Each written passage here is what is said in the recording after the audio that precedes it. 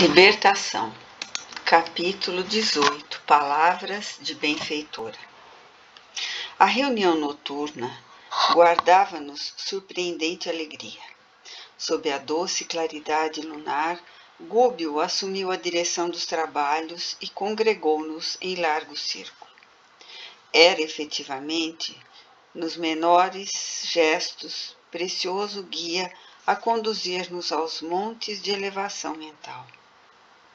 Recomendou-nos o esquecimento dos velhos erros e aconselhou-nos a atitude interior de sublimada esperança, emoldurada em otimismo renovador, a fim de que as nossas energias mais nobres fossem ali exteriorizadas.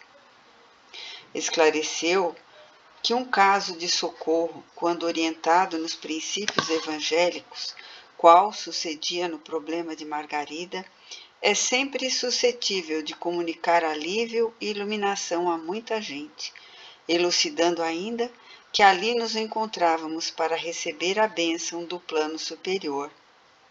Mas, para isso, tornava-se imperioso guardar inequívoca posição de superioridade moral, porque o pensamento em reunião, qual aquela, punha em jogo forças individuais de suma importância no êxito ou no fracasso do tentame. De todas as fisionomias transbordavam o contentamento e a confiança, quando o nosso orientador, erguendo a voz no cenáculo de fraternidade, rogou humildemente e comovente: Senhor Jesus, digna-te abençoar-nos, discípulos teus, sequiosos das águas vivas do reino celeste. Aqui nos congregamos, aprendizes de boa vontade, à espera de tuas santificadas determinações. Sabemos que nunca nos impediste o acesso aos celeiros da graça divina, e não ignoramos que a tua luz, quanto a do sol, cai sobre santos e pecadores, justos e injustos. Mas nós, Senhor, nos achamos atrofiados pela própria imprevidência. Temos o peito ressecado pelo egoísmo e os pés congelados na indiferença, desconhecendo o próprio rumo. Todavia, Mestre, mais que a surdez que nos toma os ouvidos e mais que a cegueira que nos absorve o olhar, padecemos, por desdita nossa, de extrema petrificação na vaidade e no orgulho, que através de muitos séculos elegemos por nossos condutores nos despenhadeiros da sombra e da morte. Mas confiamos em Ti, cuja influência santificante regenera e salva sempre. Poderoso amigo, Tu que abres o seio da terra pela vontade do Supremo Pai, usando a lava comburente, liberta-nos o espírito dos velhos cárceres do eu, ainda que para isso sejamos compelidos a passar pelo vulcão do sofrimento. Não nos relegues aos precipícios do passado. Descerra-nos o futuro e inclina-nos a alma à atmosfera da bondade e da renúncia.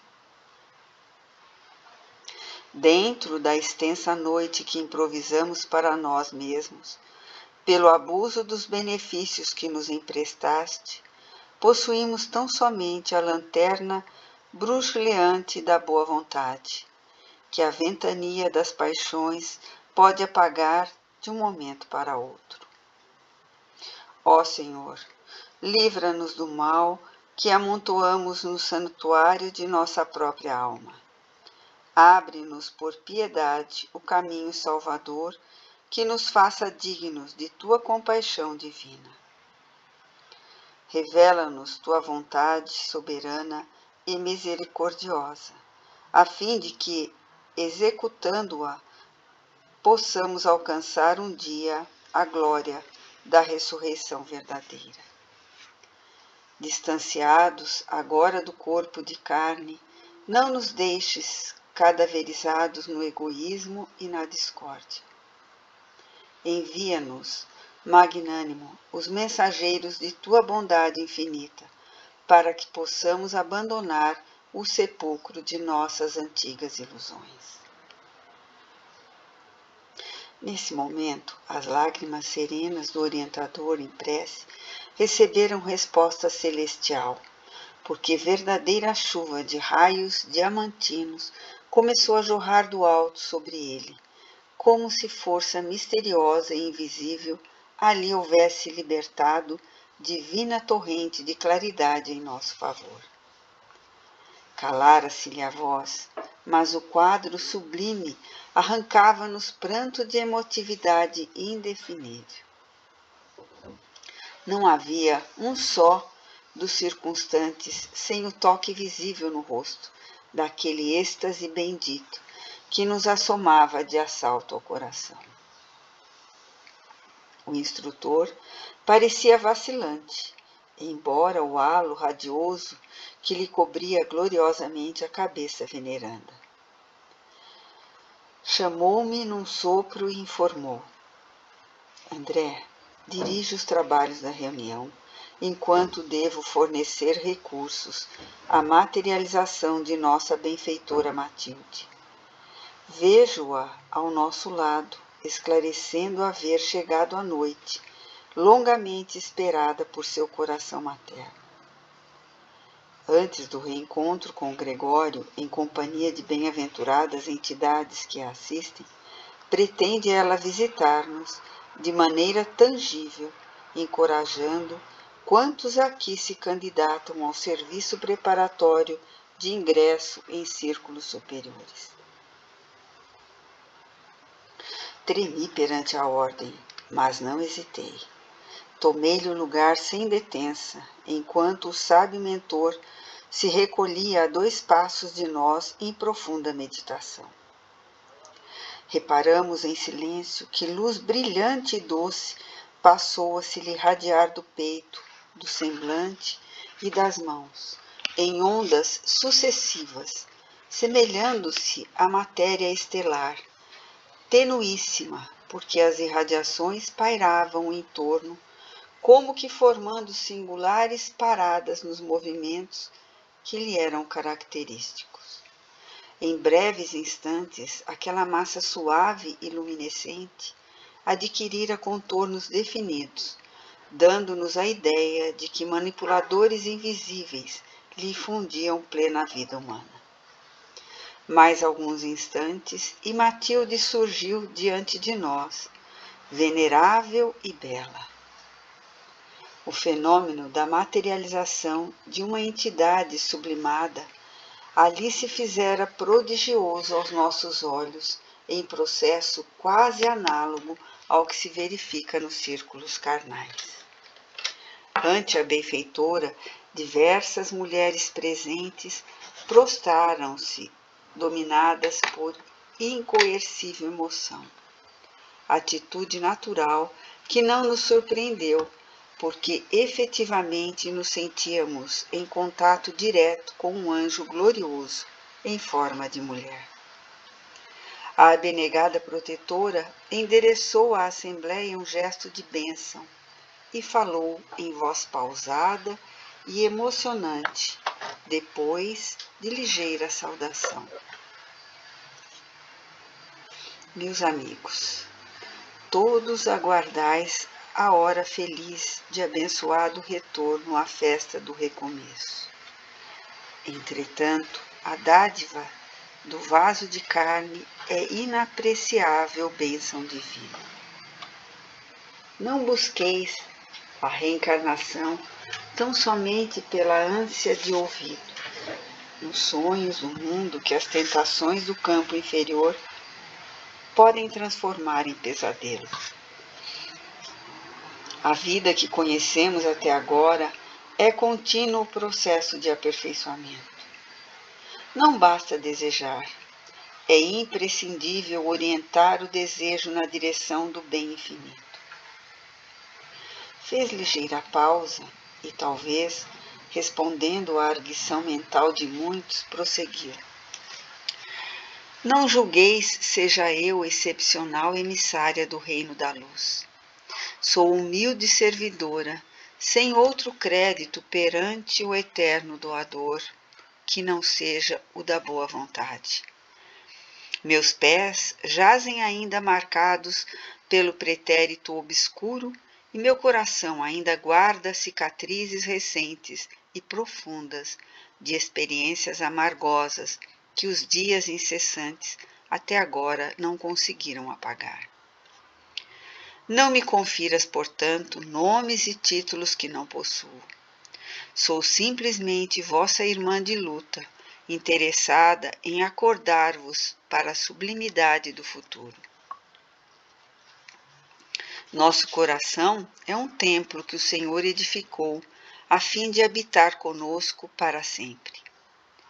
Gloriosas sementes de divindade esperam-nos a harmonia e o ajustamento interior para desabrocharem dentro de nós mesmos, arrebatando-nos as esferas resplandecentes.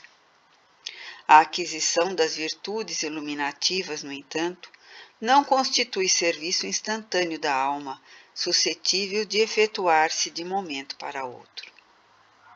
Somos, cada qual de nós, um ímã de elevada potência ou um centro de vida inteligente, atraindo forças que se harmonizam com as nossas e delas constituindo nosso domicílio espiritual.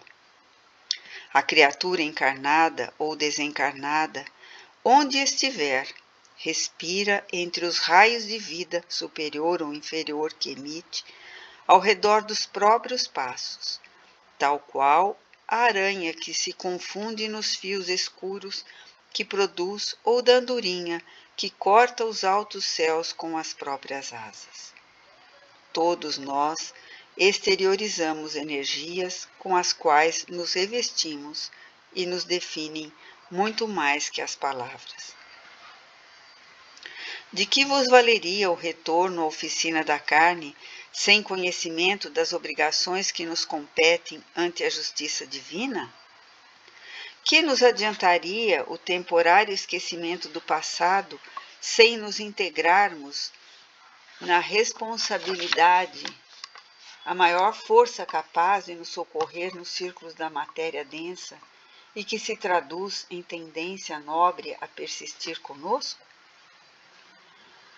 A volta à vestimenta física é uma bênção que poderemos conseguir à custa de generosas intercessões, quando nos faleçam méritos para obtê-la, no instante oportuno, por nós mesmos, tanto quanto é possível conseguir trabalho digno na esfera da crosta, movimentando amigos que nos conduzam aos objetivos disputados. No entanto, qual ocorre a muitos encarnados que se localizam em respeitáveis quadros de serviço, tão só para usarem direitos que nada fizeram por merecer, com flagrante abuso das leis que nos regem as ações.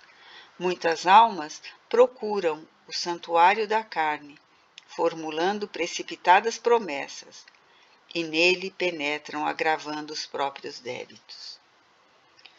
Tímidas, levianas ou inconsequentes aproveitam o estágio bendito na região da neblina para repetirem as mesmas faltas de outra época, com absoluta perda do tempo, que é patrimônio do Senhor. Nesse momento, dentro de breve intervalo que imprimiu a locução edificante e piedosa, Matilde estendeu-nos as mãos que despediam raios de intensa luz e exclamou maternal: Rogais o regresso à sombra protetora da carne no propósito de desfazer os sinais desagradáveis que vos marcam a veste espiritual. Contudo, já armazenaste suficiente força para esquecer os males que vos foram causados na crosta da terra? Reconheceis os vossos erros a ponto de aceitar a necessária retificação?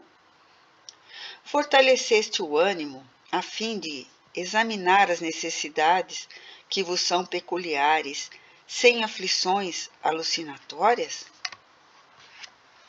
Aprendeste a servir com o Cordeiro Divino até o sacrifício pessoal na cruz da incompreensão humana, anulando na própria alma as zonas viciadas de sintonia com os poderes das trevas? Já auxiliastes os companheiros de caminho evolutivo e salvador com a intensidade e a eficiência que vos justifiquem a rogativa de colaboração intercessora? Que boas obras já efetuastes a fim de rogardes novos recursos do céu? Com quem contais para vencer nas experiências por vindouras? Acreditais, porventura, que o lavrador recolherá sem plantar?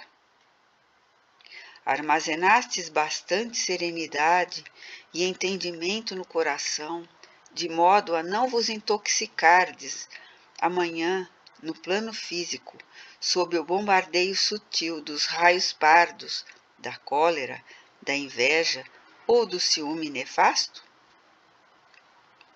Permaneceis convencidos de que ninguém se aquecerá ao sol divino sem abrir o próprio coração às correntes da luz eterna? Ignorais acaso que é preciso igualmente trabalhar para que se mereça a bênção de um templo carnal na terra? Que amigos beneficiastes para pedir-lhes a ternura e o sacrifício da paternidade e da maternidade no mundo em vosso favor? Não vos iludais. Somente as criaturas primitivas nos círculos selvagens da natureza conhecem por agora a semi-inconsciência do viver, por se abeirarem ainda dos reinos inferiores. Recebem a reencarnação quase ao jeito dos irracionais, que aperfeiçoam instintos para ingressarem, mais tarde, no santuário da razão. Para nós, porém, senhores de vigorosa inteligência, que já respiramos em centenas de formas diversas e que já atravessamos vários climas evolutivos, ofendendo e sendo ofendidos, amando e odiando, acertando e errando, resgatando débitos e contraindo-os, a vida não pode resumir-se a mero sonho, como se a reencarnação constituísse simples processo de anestesia da alma. É indispensável, pois, que nos refaçamos, aprimorando o tom vibratório de nossa consciência, alargando-a para o bem supremo e iluminando-a à claridade renovadora do Divino Mestre. A mente humana, honrando os patrimônios celestiais que lhes foram conferidos, não poderá vegetar a feição do arbusto enfesado, que nada produz de útil na economia do orbe, nem deve imitar o irracional que se localiza na retaguarda da inteligência incompleta. Uma existência entre os homens, por mais humilde para nós outros, é acontecimento importante demais para que o apreciemos sem maior consideração. Todavia, sem abraçar a noção de responsabilidade individual, que nos deve marcar o esforço de santificação, qualquer empresa dessa ordem é arriscada, porque em nosso aprendizado intensivo, na recapitulação, cada espírito segue sozinho no círculo dos próprios pensamentos, sem que os companheiros de jornada, com raríssimas exceções, lhes conheçam as esperanças mais nobres e lhe partilhem as aspirações dignificadoras. Cada criatura encarnada permanece só no reino de si mesma e faz-se indispensável muita fé e suficiente coragem para marcharmos vitoriosamente sob o invisível madeiro redentor que nos aperfeiçoa a vida, até ao Calvário da Suprema Ressurreição. Nesse instante, Matilde fez uma mais longa pausa na alocução, com que nos enriquecia aquela hora de sabedoria e luz, e acercou-se de Gúbio, prostrado e palidíssimo. Afagou-o, bondosa, com palavras de agradecimento, e em seguida, como se desejasse quebrar a feição de solenidade que a sua presença nos imprimira à reunião, dirigiu-se com acento carinhoso aos ouvintes, rogando-lhes que se pronunciassem acerca dos projetos acalentados para o futuro. Vozes de gratidão elevaram-se comovidas. Um cavalheiro de olhos fulgurantes destacou-se e foi claro na consulta. Grande benfeitora, disse gravemente, fui duplamente homicida na derradeira romagem terrestre. Respirei muitos anos no corpo carnal como se fora a pessoa mais tranquila do mundo. Não obstante, trazer a consciência tisnada de remorso e as mãos enodoadas de sangue humano. Ludibriei quantos me cercavam através da máscara da hipocrisia. Atravessando os umbrais do túmulo, atormentado de acerbas reminiscências, supus que tremendas acusações me esperariam. Semelhante expectativa aliviava-me de algum modo, porque o criminoso, perseguido pelo remorso, encontra verdadeiro socorro nas humilhações que o espezinham. Contudo, não encontrei senão o desprezo com o aviltamento de mim próprio. Minhas vítimas distanciaram-se de mim, desculparam-me e esqueceram-me. Vejo-me, todavia, acicatado por forças punitivas que nunca poderei descrever com as minúcias desejáveis. Há um tribunal invisível em minha consciência e debalde procuro fugir aos sítios em que menoscabei as obrigações de respeito ao próximo. Abafando os soluços, rematou comovente. Como iniciar o esforço de minha restauração? Tão imensa tristeza perpassava naquela voz humilde que nos sentíamos todos tocados nas fibras mais íntimas.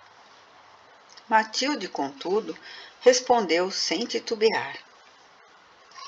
Outros irmãos, não longe de nós, suportando a carga das mesmas culpas, peregrinam desditosos entre o pesadelo e a aflição inomináveis.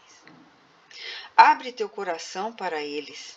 Começarás ajudando-os a enxergar a senda regenerativa, alimentando-os com esperanças e ideais novos, e atraindo-os ao trabalho de sublimação pelo esforço na constante aplicação do bem. Sofrer-lhe-ás as injúrias, os remoques, as incompreensões, mas descobrirás um meio de ampará-los com eficiência e brandura. Depois de semelhante sementeira, precipitarás a recolher as bênçãos de paz e de luz, porquanto o Espírito que ensina com amor, embora delituoso e imperfeito, acaba aprendendo as mais difíceis lições da responsabilidade que adquire, transmitindo a outros revelações salvadoras que lhe não pertencem. Realizado esse serviço nobilitante, retomarás então mais tarde o corpo físico, recapitulando os ensinamentos que gravaste na mente interessada em renovar-se. Reencontrarás, daí em diante, 1000 motivos para a cólera violenta e a tentação de eliminar adversários, prostrando-os a golpe mortal, visitar-te-á com frequência o coração. Se souberes, porém, e, sobretudo, se quiseres vencer os próprios impulsos destrutivos, quando te encontrares em plena e abençoada luta na esfera do recomeço, plantando amor e paz, luz e aperfeiçoamento ao redor dos teus pés, então terás demonstrado o aproveitamento real e efetivo nas dádivas recebidas, e revelar-te-ás preparado para maior ascensão. Antes que a emissária pudesse imprimir novo brilho ao ensinamento, chorosa mulher recorreu-lhe ao conselho, exclamando humilhada: Grande mensageira do bem, confesso aqui minhas faltas diante de todos e peço-te roteiro salvador. Enquanto encarnada, nunca fui punida pelos meus excessos no abuso dos sentidos.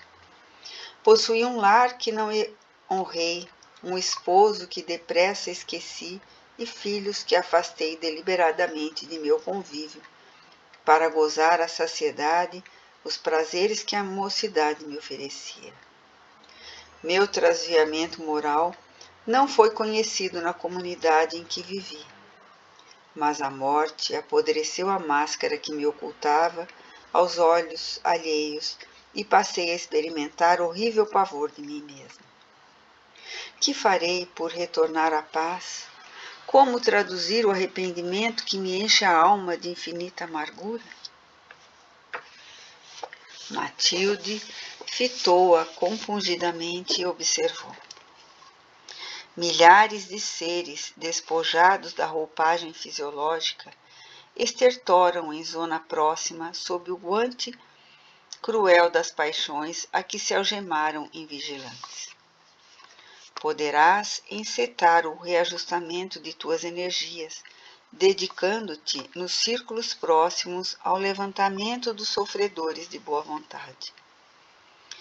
Com esquecimento de ti mesma, arrebatará muitos espíritos, cadaverizados no abuso, aos pântanos de dor em que se debatem. Plantarás na mente deles novos princípios e novas luzes, consolando-os e transformando-os a caminho da harmonia divina, reconquistando por tua vez o direito de regresso ao campo bendito da carne. Reconduzida então à abençoada escola terrestre, receberás talvez a prova terrível da beleza física, a fim de que o contacto com as tentações da própria natureza inferior te retempere o aço do caráter, se conseguires manter fidelidade suprema ao amor santificante. Esta é a lei, minha filha, para que nos reergamos com segurança depois da queda ao precipício. É imprescindível auxiliar quantos se projetaram nele, consolidando ante as dores alheias a noção da responsabilidade que nos deve presidir as ações porvindouras, de modo que a reencarnação não se converta em novo mergulho no egoísmo. O único recurso de fugirmos definitivamente ao mal é o apoio constante ao bem infinito. A benfeitora imprimiu ligeira interrupção ao verbo generoso, espraiou o olhar na assembleia que a ouvia expectante e concluiu: e que nenhum de nós admita o excesso fácil aos tesouros eternos, tão só porque atualmente nos vejamos libertos das cadeias beneméritas do corpo de carne. O Senhor criou leis imperecíveis e perfeitas para que não alcançássemos o reino da divina luz ao sabor do acaso, e espírito algum trairá os imperativos sábios do esforço e do tempo. Quem pretende a colheita de felicidade no século vindouro, comece desde agora a sementeira de amor e paz. Nesse momento, entregou-se Matilde à maior parada, e enquanto parecia meditar em prece, de seu tórax iluminado, nasciam espontâneas e brilhantes ondas sucessivas de maravilhosa luz.